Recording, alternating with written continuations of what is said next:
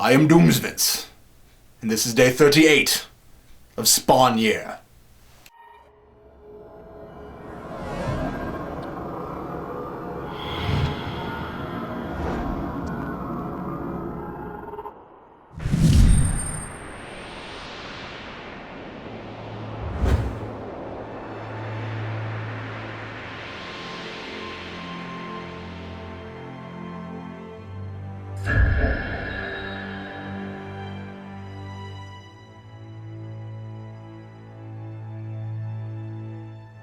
Dear reader, the world can be a scary place, and when we glimpse the reality of the nastiest behaviors our sick human minds are capable of, they trump any supernatural horror we might dream up.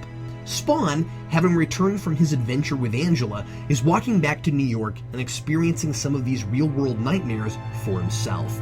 Last issue, he was on the outside looking in, rather than on the receiving end of human cruelty as he is here.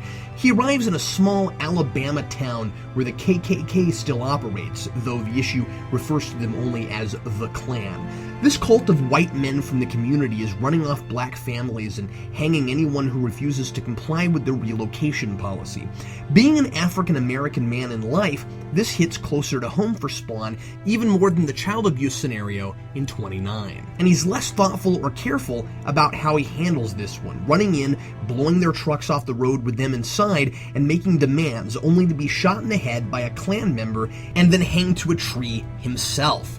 Still weak from his recent battle, it takes him longer than usual to recover, and his weakness also seems to be why he's afraid to waste energy to teleport home. Remember how helpless and pathetic he ended up last time he drained too much power at once. The image of Spawn hung to a tree like a martyr is striking, and once again, it's good to see him acting like a real hero and putting himself on the line for others. On the other hand, while I still think McFarlane handles these real-world issue stories better than the big multi-part mythology stories, this one is much weaker and heavier-handed than the last issue. Number 29 is a story about two kids I like and Spawn helping them, and the conflict is child abuse. These people are all completely wooden. The white Alabama hicks hate black people, and the black people are all victims. I don't mean to downplay the problem here. These kinds of killings have, and I'm sorry to say, probably still happen today. But what I liked about last issue is that the bad guy wasn't evil, he was a person who allowed himself to become a man who did evil things.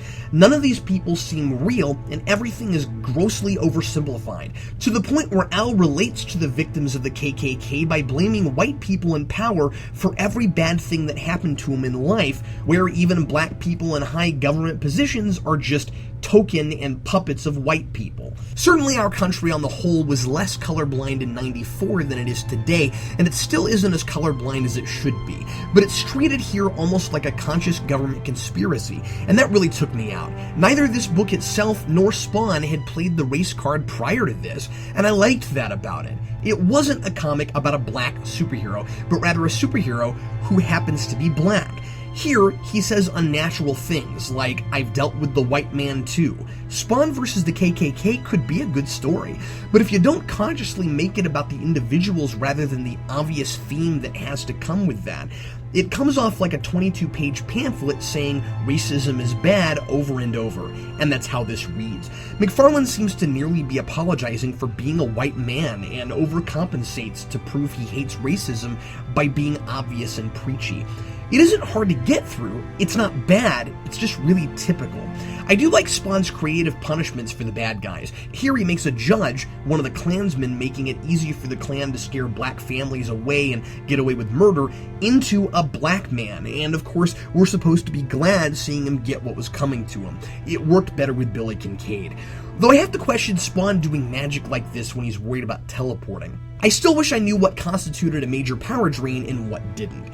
I think McFarlane should do more standalone issues. His writing is cleaner when the plots aren't spread thin over 4 times more issues than is needed to tell them. But if we get any more stories like this one, I'm going to start expecting a voice to say at the beginning of each issue on a very special episode of Spawn. Signed, Captain Logan.